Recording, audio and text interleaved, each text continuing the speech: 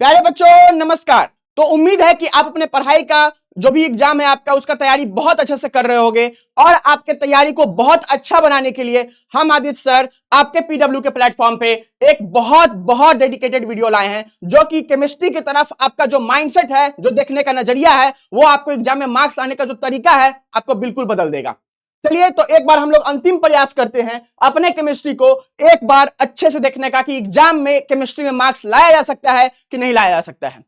तो देखिए हम लोग के पास क्या है, ऑर्गेनिक केमिस्ट्री में सबसे पहला आता है ऑर्गेनिक केमिस्ट्री। सारा बच्चा डरता है कि ऑर्गेनिक केमिस्ट्री में ये होता है, रिएक्शन होता है, रिएजेंट होता है, हमको बिल्कुल भी समझ में नहीं आता है। तो हम आपको बस एक बात बताना चाहते हैं कि प्रीवियस ईयर का जो ट्रेंड रहा है कि रिएक्शन से और कन्वर्जन से सिर्फ 7 नंबर के सवाल आए हैं और जो मेजर पोर्शन ऑफ द सवाल है वो किससे आया है, तो नेम्ड रिएक्शन से आया है। फिजिकल प्रॉपर्टी जैसे कि हाइड्रोजन बॉन्डिंग, बॉइलिंग पॉइंट किसका ज्यादा होगा उससे आया है। टेस्ट से आया है कि मान लीजिए अल्डिहाइड और कीटोन का आपको टेस्ट करवाना है कि डिस्टिंग्विश करना है, और 7 या 8 टेस्ट ही आपको ये चीज करना है आपके पास। उसके बाद आईयूपीएससी से आया है जिसमें कि आपको बस रूल्स फॉलो करना है। उसके बाद 1 डिग्री अल्काइल हैलाइड कौन है, 2 डिग्री अल्कोहल कौन है ना, विनाइलिक हैलाइड, अलाइलिक हैलाइड, जो चीज आप बहुत आसानी से सीख सकते हो एक दिन में, उससे क्वेश्चंस आया है। तो ये लगभग प्रीवियस ईयर का ट्रेंड है। एक बच्चा अब ये दिमाग में कह सकता है कि सर अगर पता चले कि इस साल नहीं हो ये ट्रेंड रिपीट तो क्या होगा। अरे बच्चा आप ये चीज सोचो कि अगर इस बार भी ट्रेंड रिपीट हो गया, अगर आप चीज नहीं पढ़ पाए, ये सब चीज सोचते रहे, तब कितना गिल्ट आपको महसूस होगा। तो आप उस गिल्ट के साथ रहना चाहते हो या फिर देख करके एनालिसिस एक्शन लेना चाहते हो, ये डिसाइड आपको करना है। नेक्स्ट हम लोग के पास क्या है, ये जो चीज है हम मानते हैं कि आप इसमें से 29, 30 ये सब छोड़ो, हम मानते हैं आप बस 20 नंबर आप इसमें से ले आओगे एक दिन के पढ़ाई करने के बाद। हाँ नेम्ड रिएक्शन है, एक दिन में आपको पूरा याद नहीं होगा, तो हर दिन 4-5 रिएक्शन याद करके आपको जाना है, बस इतना काम करना है आपको। नेक्स्ट ऑर्गेनिक केमिस्ट्री में ऐसा हम लोग चीजों को देखें, है ना। अब आता है इनऑर्गेनिक केमिस्ट्री। इनऑर्गेनिक केमिस्ट्री में भी आप ये चीज देख लो कि आपको पी ब्लॉक का इतना डर रहता है कि सर कहां से क्वेश्चन दे देगा। बाबू मेटलर्जी इतना छोटा चैप्टर है जिससे हर साल 11-11-8 लगभग नंबर का ये पूछ रहा है। कोऑर्डिनेशन और डीएनएफ ब्लॉक का बार बार वहीं पे क्वेश्चन पूछता है कि पैरामैग्नेटिक कौन है, डायमैग्नेटिक कौन है, कलर्ड कौन है ना, आपसे लिगेंड कौन है, कोऑर्डिनेशन नंबर कितना है, ये सब चीज आपको पूछता है। चार्ज पूछता है आपको सेंट्रल मेटल आयन पे। तो ये जो टॉपिक्स है इससे बार बार क्वेश्चन पूछ रहा है, लेकिन फिर भी हम लोग डरे रहते हैं किससे, तो बड़े वाले चैप्टर से डरे रहते हैं। तो प्लीज मेरा रिक्वेस्ट है आप लोगों से कि इन 3 चैप्टर को प्रायोरिटी बेसिस पे कीजिए। अगर आप ये भी कर लिए तो कोई बात नहीं, हम कह रहे हैं कि जो हाई वेटेज वाले टॉपिक्स है जो कि अभी हम आपको बताएं उनको पहले कर लीजिए ताकि मेजर ऑफ द आपका चैप्टर कंप्लीट हो जाए, है ना। तो ये दोनों को आप करके हम उम्मीद करते हैं कि आप 15 नंबर मिनिमम आप ले आओगे, ठीक है, इन तीनों चैप्टर से मिला करके, जो कि सिर्फ और सिर्फ आप ये दोनों चैप्टर से आराम से ला सकते हो। कॉपर का एक्सट्रैक्शन, आयरन का एक्सट्रैक्शन, स्लैग क्या होता है ना, आपको ये जो भी कंसंट्रेशन के मेथड्स है, सल्फाइड और ओर के नाम, यही सब क्वेश्चंस बार बार पूछे गए मेटलर्जी चैप्टर से। तो बताओ ये चीज कितना आसान है, बट फिर भी हम लोग कितना सोचते रहते हैं कि ये चीज कर सकते हैं या फिर नहीं कर सकते हैं। नेक्स्ट पी ब्लॉक में बार बार जो क्वेश्चन पूछता है, ट्रेंड्स पे पूछता है, आपको प्रोसेसेस पे पूछता है कि ऑस्टवाल्ड प्रोसेस क्या है, कांटेक्ट प्रोसेस क्या है, और मोस्टली ये एनोमेलस बिहेवियर किसका, नाइट्रोजन का, ऑक्सीजन का, फ्लोरीन पे, उससे आपको क्वेश्चन पूछता है। ट्रेंड्स में क्या होता है सर, तो जो डाउन द ग्रुप जाते थे इलेक्ट्रोनिगेटिविटी बढ़ता है घटता है ना, बॉइलिंग पॉइंट, आपका बॉन्ड एंगल, इस सब पे क्वेश्चन पूछता है। तो अगर ये सब कॉन्सेप्ट रिपीट हो रहा है तो उस पे क्वेश्चन बनाना क्यों नहीं हम लोगों को, क्यों हम लोग इतना अपने आप को कमजोर मानते हैं कि बार बार डरते रहते हैं और हम लोग पढ़ाई करने से कतराते रहते हैं कि हम बहुत ज्यादा है। नेक्स्ट जो आपके पास है कि फिजिकल केमिस्ट्री में, है ना, फिजिकल केमिस्ट्री थोड़ा सा अलग है। फिजिकल केमिस्ट्री में आपको टाइम देना पड़ेगा और टाइम देने के बाद लेकिन आपको मार्क्स भी देगा। तो ये फिजिकल केमिस्ट्री लगभग 40 नंबर का पूछता है, लेकिन आप फिजिकल केमिस्ट्री में कोई एक चैप्टर करके जा रहे हो तो ध्यान देना कि आपका हो सकता है कि किसी साल आपको इस चैप्टर से वेटेज कम दे दे, दूसरे चैप्टर से वेटेज ज्यादा दे दे। तो प्लीज इस बात का ध्यान रखना कि फिजिकल केमिस्ट्री करना है तो थोड़ा ध्यान से करना है, और पूरा जो मार्क्स है आपको ये ला सकते हो। फिजिकल केमिस्ट्री हम मानते हैं कि आप पूरे साल कहीं ना कहीं थोड़ा मोड़ा पढ़े होगे तो वहां से आपको चीजें थोड़ा सा क्लियर होगा, ठीक है। तो आप इसमें हम उम्मीद करते हैं कि आप कम से कम 20 नंबर ले आओगे। जो आपका लक अच्छा रहा तो ये दोनों चैप्टर मिला करके ये आपको 20 नंबर दे देगा, ठीक है। तो हम मानते हैं ये चीज, अगर ये सब भी कर लिए आप तो बहुत अच्छा, है ना। चलिए तो 20 नंबर इसमें, 15 नंबर उसमें, और 20 नंबर फिर फर्स्ट वाले में ऑर्गेनिक केमिस्ट्री में। नेक्स्ट ये जो पोर्शन है सारे बच्चे लगभग इसको मिस करते हैं, जो होशियार होता है वही चीज को देख पाता है।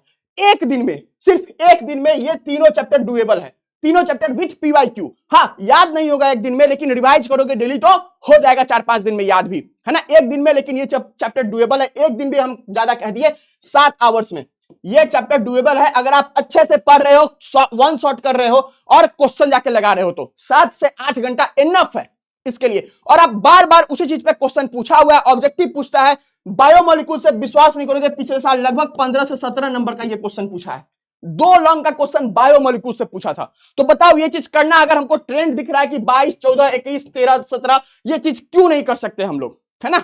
तो हम मानते हैं कि इसमें कि लगभग आप 15 नंबर आप इसमें ले आओगे। तो देखो आपका कितना हो गया टैली, 15 नंबर इसमें प्लस 20 नंबर ऑर्गेनिक में, प्लस आप 15 नंबर इनऑर्गेनिक में, प्लस 20 नंबर फिजिकल में, ये आपको 70 मार्क्स लगभग ये बना देता है। तो आप तो 70 का सोच भी नहीं रहे हो, आप तो सोच रहे 40 नंबर आया, 50 नंबर आया, इस तरीके से।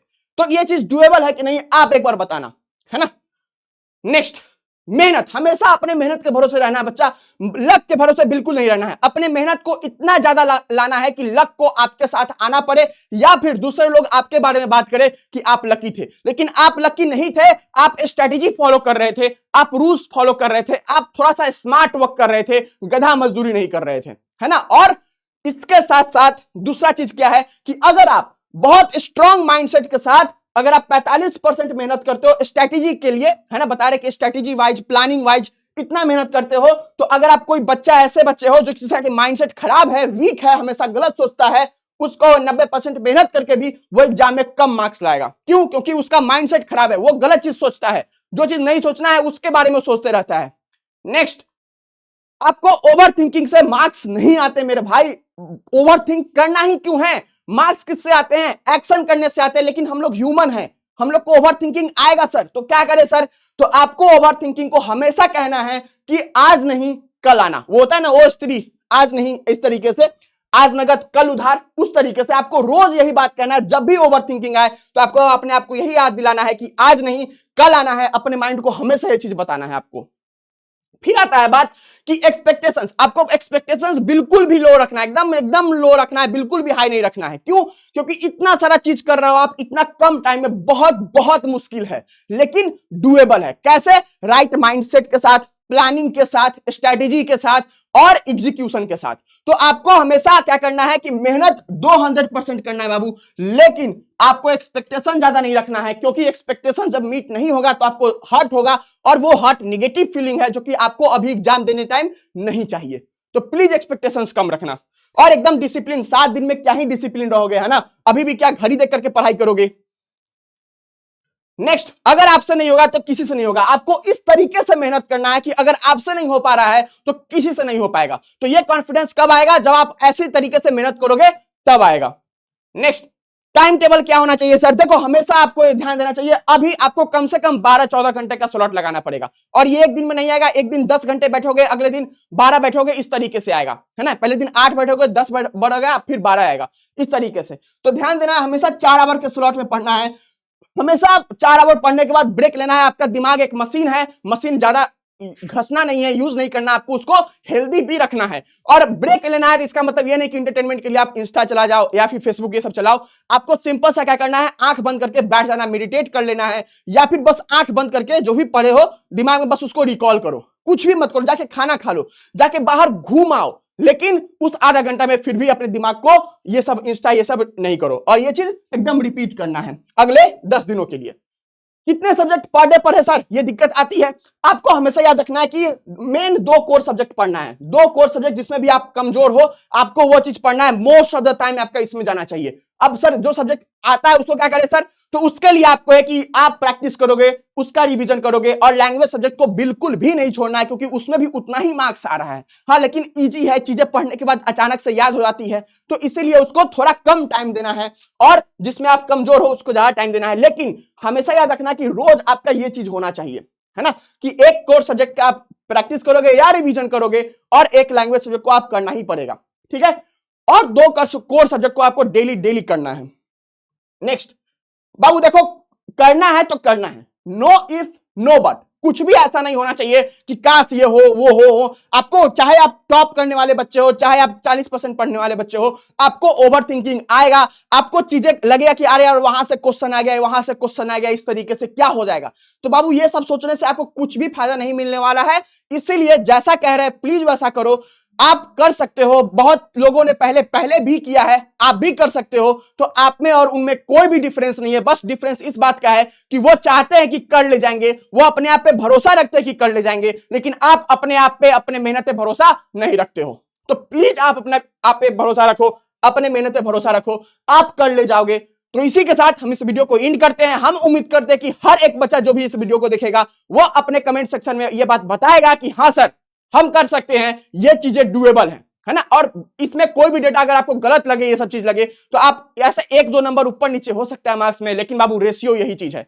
तो खुद से जाकर के ये सब मेहनत नहीं करने लगना। हम लोग इतना मेहनत कर रहे हैं, आप लोगों के लिए ही कर रहे हैं, ठीक है। तो इस बात को ध्यान रखना है, अच्छे से करना है, एकदम मचा देना है, एकदम फोड़ देना है चीजों को। और हमेशा यूज होता है लास्ट टाइम में जो मेहनत होता है कि यार इतने कम टाइम में इतना ज्यादा चीज करके और फिर भी मार्क्स ले आए दूसरों से ज्यादा, है ना। तो ये जो मेहनत है, ये जो चीज है, ये आपको अपने आप पे बहुत कॉन्फिडेंस देगा, अपने आप पे आपको प्राउड बनाएगा, है ना, कि आप गर्व महसूस करोगे। किसी को बाद में सुनाओगे कि भाई इतना कम टाइम था, हम फिर भी कर ले गए, है ना। सब ऐसे ही करते हैं, हम लोग भी कभी कभी ऐसा मौका मिलता है, हम लोग भी करते हैं, और पहले भी लोगों ने किया है। तो ये चीजें डुएबल है बाबू, है ना। तो प्लीज अपना स्ट्रेटेजी सुधारो, स्ट्रेटेजी जैसे बताए हैं वैसे काम करो। उसके बाद अपना माइंडसेट सुधारो, उसके बाद अपना पढ़ने का तरीका सुधारो, और ये चीजें प्लीज कर ले जाओ। क्योंकि जिंदगी भर आपके उस मार्कशीट पे ये चीज आपका रहेगा कि हाँ इतना मार्क्स आया था, तो उसके लिए इतना मेहनत, इतना बलिदान, इतना त्याग करना उचित है। Thank you everyone.